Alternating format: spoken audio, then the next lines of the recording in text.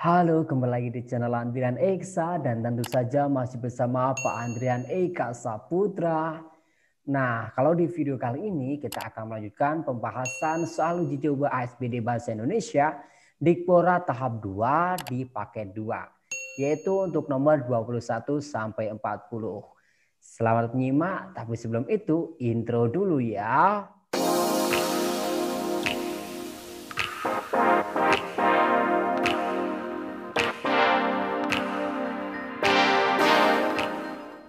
Nah, kita mulai dari nomor 21. Di sini pertanyaannya adalah bagian konflik pada kutipan cerita. Konflik adalah permasalahan. Mari kita baca ceritanya. Bermalam-malam cerita nenek terngiang di telinga. Lalu kuceritakan pada teman-teman apa yang kudengar dari nenek. Teman-teman percaya lalu menceritakannya kepada orang tua dan saudara. Bagaimana kalau kita tangkap kunang-kunang lalu kita masukkan ke botol? Usul Salim waktu itu. Untuk apa? Tanyaku dan beberapa teman lain. Supaya kita bisa melihat air mata bidadari, jawab Salim. Malam itu kami berlima dengan mudah menangkap puluhan kunang-kunang. Langsung kami masukkan ke dalam botol. Siang hari pulang sekolah kami ingin melihat air mata bidadari. Gagal. Kami kecewa. Ternyata kunang-kunang itu mati. Aku ingin menangkap kunang-kunang lagi, Pak. Teriakku membuyarkan lamunan ayah. Nah, kalau dilihat dari cerita ini, sebenarnya konfliknya itu malah bukan ketika kunang-kunangnya mati ya, tapi di bagian terakhir ini, konfliknya di bagian ini. Ketika si anak ini berkata pada ayahnya ingin mencari kunang-kunang lagi ya kan, kan udah tahu kalau kunang-kunang nanti ditangkap masukin botol, kunang-kunangnya mati, tapi dia malah ingin melakukannya lagi lah. Itu yang disebut dengan konflik atau permasalahan ya. Jadi jawabannya tepat adalah D, nomor 21. Lanjut ke nomor 22. Kita baca dulu pertanyaannya di sini adalah penyebab konflik ya. Masih sama ya caranya. Kita cari konfliknya terlebih dahulu. Oke. Yuk, kita baca ya. Tapi meski kamu udah ngasih apa yang mereka minta, kamu tetap bonyok kan? Tegasku. Roy cuma mengangkat bahunya. Dasar penjahat. Mereka emang betul-betul perlu dikasih pelajaran. Aku memukul meja dengan pelan. Kalau lo butuh uang buat rencana lo, gue tahu gue. Kasih tahu gue. Gue bisa nyiapin dananya, tawar Roy. Aku mengangguk mantap. Malam itu aku nggak bisa tidur. Bukan karena banyak nyamuk, tapi hati dan otakku benar-benar panas. Aku tidak terima kalau Roy, sobat kentalku di SMU 3, dikeroyok dan dipalak sama preman-preman pasar. Berani sekali mereka mengganggu Roy. Orang yang selama ini sering traktir aku dan teman-teman makan di restoran mewah. Nekat sekali mereka mukul Roy. Temanku yang hobi ngajak kami nginap di vilanya yang ada di puncak. Apa mereka nyari mati dengan memalak Roy? Sobat kami yang suka rutin bikin pesta tiap tahun untuk merayakan persahabatan kami. Aku ngidupin lampu kamar. Percuma maksain tidur kalau mata nggak ngantuk. Mending mikirin gimana cara membalas sakit hati Roy. Aku menurunkan kotak yang ada di lemari atas, kubongkar isinya dan setelah aku menemukan yang dicari, aku mengembalikan isi kotak itu ke atas lagi. Aku tersenyum girang. Ini dia yang aku cari-cari. Double stick yang dulu pernah aku beli untuk jaga-jaga. Nah, kalau dilihat dari ini ya, dari konfliknya itu kan ketika tokoh aku ini marah ya. Jadi ketika tokoh aku ini marah dan ingin balas dendam. Sebenarnya konfliknya kan di sana ya. Dan apa yang menyebabkan itu semua? Yang menyebabkan itu karena temennya si aku atau si Roy ini dikeroyok dan dipal oleh preman pasar ya. Itu ada di awal tadi. Penyebab itu di sebelumnya. Lanjut ke nomor 23. Di nomor 23 ini ada akibat ya. Kita cari konflik dan kita lihat apa yang terjadi setelah konflik. Oke. Kamu yakin kematian Kang Dato karena azab dari leluhur kampung? Tanyaku pada Andrian. Ia adalah anggota survei di kelompok pecinta lingkungan yang kebetulan tinggal di kampung sebelah. Tidak, Sif. Jawabnya. Ia selalu memanggilku Sif. Padahal namaku Safitri. Mungkin karena aku sedang melakukan penyelidikan. Aku penasaran mengapa tanam 1000 pohon belum berhasil. Ungkapku. Sama, sautnya cepat. Kita menyusup ke puncak. Kita prasurvei. Oke. Tanpa sepengetahuan siapapun, kami berdua menyusun rencana untuk merapat ke atas becici. Kali ini aku tidak bilang nenek. Aku yakin beliau tidak akan mengizinkannya. Saat senja menepi dengan berbekal pistol dan HP, kami menyusuri jalan menuju puncak. Suasana tetap sepi. Oke, apa yang menyebabkan ya konfliknya kan ada di sini nih. Ini konfliknya kan ketika mereka penasaran mengapa tanam 1000 pohon belum berhasil ya. Dan apa akibatnya? Akibatnya mereka ini, kami berdua menyusun rencana ya ke puncak Becici ya. Mau ngapain mereka? Mereka mau menyusup dan melakukan prasurvei ya. Berarti yang mana akibatnya? Yang ini, yang D. Andrian dan Savitri menyusup ke puncak untuk menyelidiki keadaan. Oke, lanjut ke nomor 24. Alasan tokoh bapak memeluk erat tokoh aku. Oke, kita baca ya. Kuhela nafas panjang. Aku serasa mendapat kehidupan baru dari daun-daun tebu keemasan yang melambai-lambai di hadapanku itu. Ku dekati bapak, aku peluk dia dari samping. Bapak, ayo pulang. Aku sedang menulis skripsi. Doakan sebentar lagi lulus supaya cepat dapat pekerjaan yang bagus. Aku janji akan membelikan bapak sepetak kebun tebu agar bapak tiap sore bisa memandang daun tebu keemasan ini di kebun milik kita sendiri. Seperti dulu, Pak. Iya, seperti dulu. Tiba-tiba bapak memelukku erat. Nah, ini ya, memelukku erat. Sangat erat, seperti pelukan saat aku masih kecil dulu. Amin, amin ya Allah, kata bapak lirih. Suara azan maghrib semakin menggema dan daun-daun tebu keemasan seakan mengamini doa-doa kami. Berarti jawabannya ada di sini ya. Ketika bapak ini terharu, anaknya berjanji membelikan sepetak kebun tebu ya. Lanjut ke nomor 25. Nah, nomor 25 ini adalah kata tidak baku ya, nggak perlu baca teks ini, kita lihat di sini ya. Ini ada inspiratif, kemudian ada cenderamata, bazar dan sentimeter ya. Sentimeter ini benar dalam bahasa Indonesia ya. Jadi bazar ini yang harusnya pakai S ya, pakai Z-nya satu, bazar.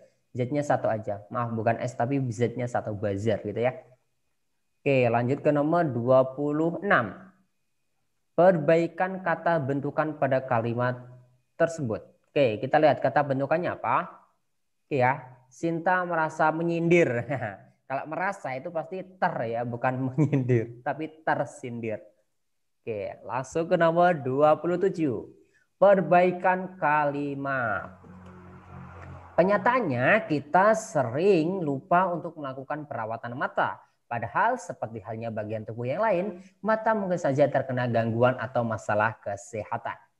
Nah, ini kan panjang banget ya kalimatnya. Coba kita cari yang mungkin lebih sederhana ya. Kita sering lupa merawat mata, padahal seperti bagian tubuh lain, mata dapat terkena gangguan kesehatan. Nah, ini ya. Ini bisa untuk memperbaiki ini ya. Karena ini terlalu panjang nih. Terlalu tidak efektif gitu. Banyak yang tidak diperlukan dan ini ada yang lebih singkat, versi singkatnya, versi yang lebih efektif gitu. Lanjut ke nomor 28. Perbaikan kalimat nomor 3 agar teks tersebut menjadi padu, agar menjadi nyambung. Oke. Kemajuan teknologi dan berkembangnya model pakaian jadi membuat industri batik semakin meredup. Hal ini pun mengancam keberlangsungan hidup para perajin. Pakaian batik ini sangat digemari oleh orang-orang luar. Nah, enggak ya, karena kan batik lagi kalah saing sama pakaian jadi ya. Jadi mana? Yang para perajin batik tidak mau hidup dalam kesusahan. Saat ini jumlah pembuat canting tulis tinggal hitungan jari. Atau batik modern model cetak masih bertahan nggak ya? Alat dan bahan batik mulai susah dicari saat ini ya. Saat ini jumlah pembuat batik tinggal hitungan jari ya. Terus ditambah ini pembuat canting cap dan malam juga semakin sedikit. Nah, nyambung kan? Oke, lanjut ke nomor 29. Perbaikan penulisan kata yang tidak tepat. Nah, lihat. Perbaikan penulisan kata yang tidak tepat ya. Mana? Supir. Ini harusnya apa? Sopir ya. Kemudian ini keterampilan atau keterampilan yang betul. Nah, ya betul, keterampilan betul ya. Ambulan khusus mengendarai mobil. Bukan mengendarai mobil ya. Keterampilan khusus sopir ambulan. Betul sih, ambulan ini harusnya ambulans, ada S-nya ya. Ambulans ya. Bukan ambulan tapi ambulans. Oke, jawabannya A. Nomor 30. Perbaikan penggunaan tanda baca pada kalimat tersebut. Oke, penggunaan tanda baca mana? Tulis. Lestari menyiapkan alat tulis. Dodi, nah ini jelas ya salah ya. Harusnya apa tandanya? Tanda titik koma ya, sama seperti tadi di paket sebelumnya, paket pertama tadi. Lanjut ke nomor 31. Tanda baca yang tepat untuk melengkapi kalimat tersebut. Oke, tanda bacanya Jakarta, ibu kota Republik Indonesia. Ya, Jakarta, berarti B atau D ya. Ibu kota Republik Indonesia. Ya, meraih. Nah, berarti ini ya, D ya. Jadi minum Jakarta, dijelaskan lagi. Jakarta itu apa? Ibu kota Republik Indonesia. Kenapa? Lagi meraih penghargaan Swiss Sustainable Transport Award atau STA 2021 ya. Lanjut ke nomor 32. Penggunaan tanda baca pada kalimat tersebut tidak tepat karena kita lihat apa yang salah di sini ya. Pasien yang dinyatakan positif COVID-19 memerlukan vitamin, buah-buahan, sayur-sayuran, protein, dan karbohidrat. Kira-kira yang salah mana? Ini kemungkinan yang salah di sini ya, titik 2 ya. Kenapa? Karena tanda titik 2 itu tidak digunakan untuk merinci pernyataan yang belum lengkap ya. Memerlukan obat misalnya atau memerlukan asupan. Nah, perlu asupan itu dirinci. Isinya apa asupannya? Ada vitamin, buah-buahan, sayur-sayuran, harusnya gitu ya. Kalau ini ditambah kata asupan atau asupan gizi itu bisa pakai tanda titik 2. Kalau enggak bisa ya, langsung aja lah memerlukan ini tanpa titik 2 udah bisa. Lanjut ke nomor 33. Tujuan penulisan paragraf tersebut. Oke, kita baca paragrafnya aja ya kalau kayak gini.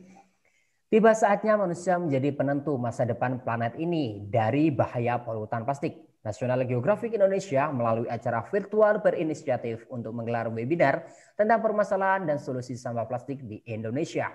Program ini mempertemukan berbagai pihak mulai dari industri, lembaga penelitian, media hingga teman-teman pegiat lingkungan. Oke, apa di sana? Bukan menggambarkan ya, karena ini bukan deskriptif. Tapi bukan juga menghimbau, tapi apa? Ini kan teksnya kan informatif ya. Menginformasikan kepedulian National Geographic Indonesia pada sampah plastik. Oke. Lanjut ke nomor 34. Kalimat efektif terdapat pada nomor. Oke, kita lihat ya, kalimat efektif di sini.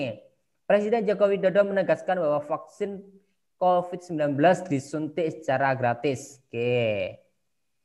Dokter membantu pasien dengan memberi suntikan anti nyeri. Oke. Kepada peserta lomba diharapkan mengambil nomor undian. Oke. Mengambil undian aja ya, nggak perlu nomor undian ya, mengambil undian gitu. Ini nggak efektif nih. Kemudian pasien COVID-19 harus dilakukan secara khusus. Oke, betul ya.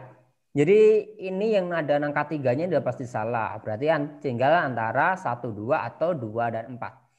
Presiden Jokowi menegaskan bahwa vaksin COVID-19 disuntik secara gratis ya. Vaksin ini seharusnya memang nggak harus disuntik ya. Atau benar ini menegaskan vaksin. Presiden Jokowi menegaskan bahwa vaksin menegaskan, gitu aja bisa sebenarnya. Vaksin COVID-19 disuntik secara gratis atau disuntikkan secara gratis gitu ya. Tapi ini yang jelas efektif yang ini ya. Dokter membantu pasien dengan memberi suntikan anti nyeri. Dan pasien COVID-19 harus dilakukan secara khusus ya. Yang lebih aman jawabannya adalah D ya. Nomor 35 sekarang. Nah, perbaikan penggunaan tanda baca yang tepat pada kalimat tersebut. Profesor, dokter ini harusnya titik. Oke, profesor, titik, dokter, titik. Kemudian Haji, titik. Adnan Buyung Nasution, koma. S titik H titik. Ya, mana yang tepat? Yang ini. Yang tepat yang ini. Oke. Lanjut ke nomor 36. 36. Tokoh utama. Siapa tokoh utama? Tokoh utama adalah tokoh yang sering muncul atau tokoh yang membawa masalah. Oke, kita baca. Mang Uca mengabarkan kalau Mang Atang sakit sudah 3 hari dan tidak bisa masuk kantor. Kesendirian Mang Atang yang membuat Nugroho terpaksa mendatangi sendiri untuk menjenguk. Memang tidak ada yang bisa disuruh waktu itu karena semua karyawan sibuk. Dia sendiri waktu itu yang tidak sibuk. Nugroho adalah direktur sekaligus pemilik usaha keluarga. Sebuah perusahaan konveksi dengan 50 orang pegawai. 40 orang diantaranya adalah tukang jahit. 2 orang desainer dan selebihnya adalah supporting unit. Bagian dapur, ahli teknik, dan listrik. Sopir dan Mang Atang office boy. Ada kekhawatiran karena sakitnya seorang yang berumur 62 tahun dan waktu itu niatnya mau sekalian membawanya ke dokter jika diperlukan. Dalam benak Nugroho, nah dari tadi yang dibahas itu Nugroho ya, si direkturnya ya. Berarti tokoh utamanya adalah Nugroho. Lanjut ke nomor 37. Oke, nomor 37 ini soalnya adalah amanat atau pesan yang ingin disampaikan penulis kepada pembaca ya. Apa di sini? Coba. Ibu sudah kehabisan akal menghadapimu. Wanita itu udah duduk lesu bersandar di dinding bambu. Tanto yang diajak bicara hanya tertunduk. Tanto memang sangat nakal. Hampir setiap hari ada saja ulahnya yang membuat ibunya sedih. Entah mengganggu teman atau berkelahi. Tetapi entah mengapa setiap ibunya menangis seperti sekarang ini, Tanto tak sanggup melawan. Tanto sangat menghormati ibunya. Ibu harus bagaimana? Kamu tahu setiap hari gurumu mengadu kepada ibu tentang kenakalanmu. Hati ibu teriris. Iya bu, jangan hanya iya-iya saja. Ibu Tanto sedikit membentak. Tanto hanya bisa menangis. Apa? Sikap yang ditunjukkan Tanto ini adalah sikap yang selalu menghormati orang tua. Lanjut ke nomor 38. Bukti latar waktu pada kutipan cerpen. Oke, fokus ke latar waktu aja ya, ke waktunya. Matahari merangkak tinggi. Nah, udah jelas ya, matahari merangkak tinggi. Oke ya. Lanjut. Berarti siang hari ya, matahari merangkak tinggi. Yang nomor 39. Nah, perbedaan pola pengembangan. Oke, kita baca teks 1 aja ya. Keadaan kampung semakin genting. Nah, semakin genting. Ini di kalimat pertamanya udah jelas. Apa ini? Ini adalah pemunculan masalah. Oke, mudah ya. Lanjut ke nomor 40. Oke, perbedaan penggunaan bahasa. Nah, kita lihat. Kring, kring, kring. Bunyi telepon berdering memecah keheningan kami. Nah, memecah keheningan. Yang bisa memecah keheningan itu siapa ya? Memecah itu kan sebuah kata ini ya, majas ya, itu ya, gaya bahasa ya, memecah keheningan. Karena bunyi itu kan tidak bisa memecah ya. Oke, langsung ketemu ya, ini menggunakan majas. Nah sekarang majasnya ada 2 nih, ada di B sama C ya. Yang teks 2 ini menggunakan bahasa lugas, yang C ini menggunakan dialog. Tapi di sini tidak ada dialog ya, di teks 2 tidak ada dialog, berarti sudah pasti bahasa lugas. Nah, itu tadi pembahasan untuk nomor 21 sampai 40. Ternyata jika kita teliti mudah juga ya. Jadi semoga besok lebih mudah lagi, lebih teliti lagi, dan semangat. Semoga dilancarkan dalam mengikuti ASPD Bahasa Indonesia besok pada tanggal 5 April ya. Selamat mencoba, terima kasih. Jika kamu suka silakan klik suka, jika tidak suka klik tidak suka. Silahkan jangan lupa subscribe jika ingin mengetahui video terbaru. Jangan lupa juga bunyikan loncengnya. Jika kamu merasa video ini bermanfaat, silahkan bagikan ke teman-temanmu. Terima kasih dan sampai jumpa di video berikutnya.